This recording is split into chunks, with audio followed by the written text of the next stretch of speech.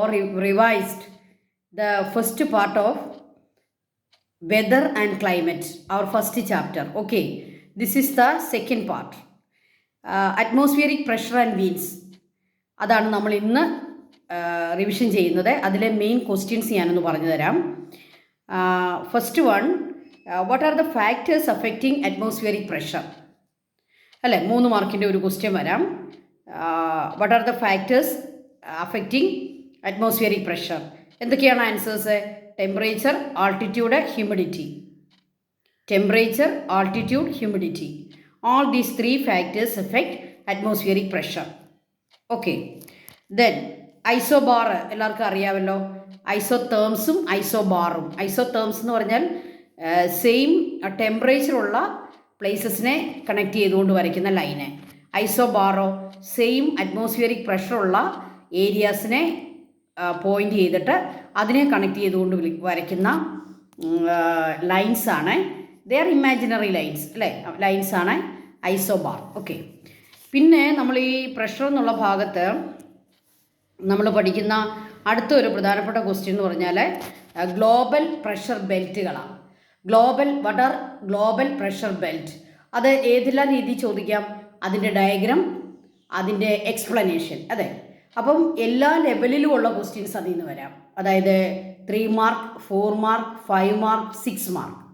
അപ്പോൾ അത് എസ്സേ പോലും, നമ്മുടെ ജോഗ്രഫിയുടെ എസ്സേ പോലും നമുക്ക് ഏതിൽ നിന്ന് എക്സ്പെക്റ്റ് ചെയ്യണം? ഈ ഗ്ലോബൽ പ്രഷർ ബെൽറ്റിൽ നിന്ന് നമ്മൾ എക്സ്പെക്റ്റ് ചെയ്യണം. ഗ്ലോബൽ പ്രഷർ ബെൽറ്റുകൾ എന്ന് പറഞ്ഞാൽ അതിൻ്റെ ഡയഗ്രാം നമുക്കറിയാം. 0 degree, 30 degree, 60 degree, 90 degree, northern hemisphere, southern hemisphere, അതെല്ലാം മാർക്ക് ചെയ്യുക. അതുപോലെ നമ്മൾ എവിടെ നിന്നാണ് സ്റ്റാർട്ട് ചെയ്യേണ്ടത്? Equatorial low pressure belt 0 degree, equator, അവിടെ നിന്ന് വേണം സ്റ്റാർട്ട് ചെയ്യാൻ, അല്ലെങ്കിൽ നമുക്ക് തെറ്റുപറ്റാം. ഓക്കെ, അപ്പോൾ എല്ലാവരും അവിടുന്ന് തന്നെ അത് സ്റ്റാർട്ട് ചെയ്യുക. അങ്ങനെ അത് വരയ്ക്കാൻ പഠിക്കണം. വരയ്ക്കുമ്പം എന്തെങ്കിലും വരച്ച് വെച്ചാൽ നമുക്ക് മാർക്ക് ഫുള്ള് കിട്ടത്തില്ല. നമ്മൾ അതിനകത്ത് എന്തൊക്കെ മാർക്ക് ചെയ്യണോ അതെല്ലാം മാർക്ക് ചെയ്യുക. Okay. Equatorial low pressure belt, sub tropical high pressure belt, sub polar low pressure belt, polar high pressure belt. ഇനിയും ഇതിലേത് വേണമെങ്കിലും നമ്മളോട് എക്സ്പ്ലെയിൻ ചെയ്യാൻ ചോദിക്കും. ഏത് വേണമെങ്കിലും. Why this this equatorial area low pressure, we experience low pressure. Why it is low pressure area? അപ്പോൾ നമ്മൾ എന്ത് പറയണം? Because of high temperature, the air in the equatorial area expand and rise upward. Okay, that is the reason for the low pressure. അങ്ങനെ ഓരോന്നും നിങ്ങൾ പഠിക്കുക. അപ്പോൾ അതെല്ലാം ഏത് വേണമെങ്കിലും ചോദിക്കാം. അപ്പോൾ ആ ഭാഗങ്ങളെല്ലാം പഠിക്കണം.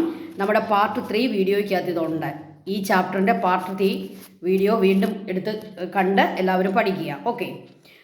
അടുത്തത് shifting of global pressure ബെൽറ്റുകളെ.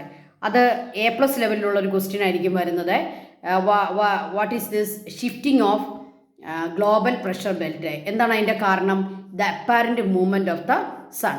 Because of the apparent movement of the sun, the global pressure belt they shift from 5 degree to 10 degree, north and southward. അപ്പോൾ അപ്പാരൻറ്റ് മൂവ്മെൻറ്റ് നോർത്തിലേക്ക് ആകുമ്പോൾ അതിൻ്റെ ഷിഫ്റ്റിംഗ് ഏത് ഡയറക്ഷനിലായിരിക്കും? Northward direction.